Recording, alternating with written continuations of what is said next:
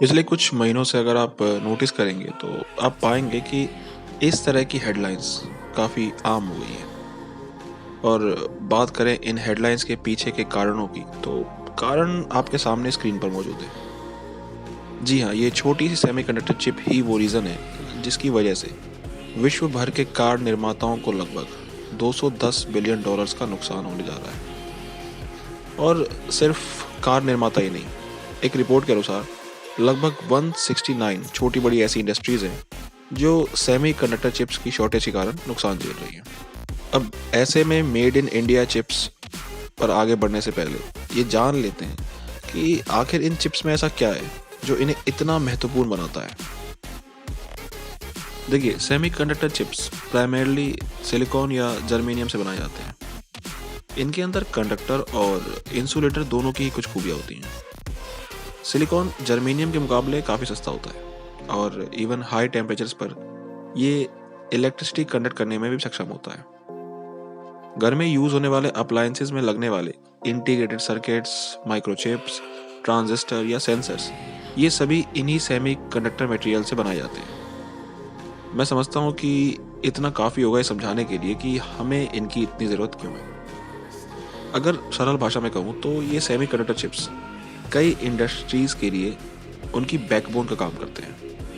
इसके बावजूद विश्व भर में बस कुछ ही ऐसी चुनिंदा कंपनीज हैं जो इन चिप्स का निर्माण करने में समर्थ हैं, और इनके नाम आप अपनी स्क्रीन पर देख सकते हैं। इनमें शुमार है Intel, Samsung, Taiwan semiconductor manufacturing company, Broadcom और एनवीडिया। अब बात करते हैं कि भारत सरकार इस स्थिति से निपटने के लिए क्या कर रही है।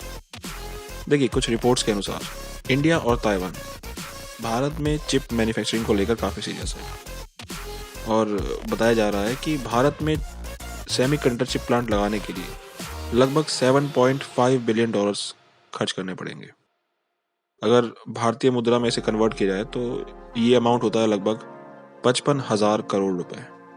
इसके अलावा चिप्स को बनाने में यूज़ होने वाले कंपोनेंट्स और रॉ मटेरियल के इंपोर्ट पर भी भारत सरकार भारी छूट देगी। साथ ही एक मेगा आईटी पार्क की स्थापना की जाएगी जहां प्रोजेक्ट के अकॉर्डिंग 100 ताइवानीज कंपनियों को काम करने के लिए जगह अलॉट होगी।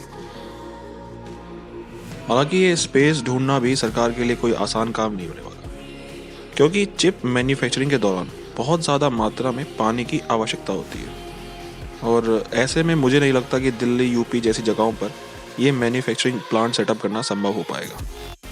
पर अगर मान लीजिए ये डील संभव हो जाती है तो भारतीय कंपनीज को इससे बहुत बड़ा बूस्ट मिलेगा, क्योंकि अभी के लिए भारत में सेमीकंडक्टर डिमांड की कीमत लगभग 24 बिलियन डॉलर्स आकी जा रही है। यानी 24 बिलियन डॉलर्स तक की कीमत खर्च करने के लिए तैयार है इंडियन कंपनीज अपनी सेमीकंडक्टर की डिमांड को सेटिस्फाई करने के लिए। और इसमें ताज्जुब की बात तो ये है कि अपनी चिप्स की भूख मिटाने के लिए भारत पूरी तरह से इंपोर्ट पर निर्भर है और बताया जा रहा है कि आने वाले साल 2025 तक ये डिमांड 24 बिलियन डॉलर से बढ़कर 100 बिलियन डॉलर तक की हो जाएगी। अब ऐसे में डिफेंस से लेकर लॉजिस्टिक्स हर सेक्टर को ये प्रभावित करेगी अगर सेमीकंडक्टर चिप्स की सप्लाई किसी कारणवश रोक दी जाती है तो। इसलिए भारत चाहता है कि दुनिया की सबसे बड़ी सेमीकंडक्टर मैन्युफैक्चरर्स में से एक Taiwan semiconductor manufacturing corporation Bharat में आए। इससे पहला टारगेट तो भारत का ये होना चाहिए कि वो खुद को सेल्फ सफिशिएंट बनाए सेमीकंडक्टर के मामले में, और लॉन्ग रन में उसके बाद एक्सपोर्ट्स पर ध्यान दे आसपास की छोटी कंट्रीज पे जो स्पेशली एशिया में एग्जिस्ट करती है। तो उम्मीद करता हूँ कि ये वीडियो आपको पसंद आई होगी। फिर मिलेंगे नेक्स्ट वीडियो के साथ।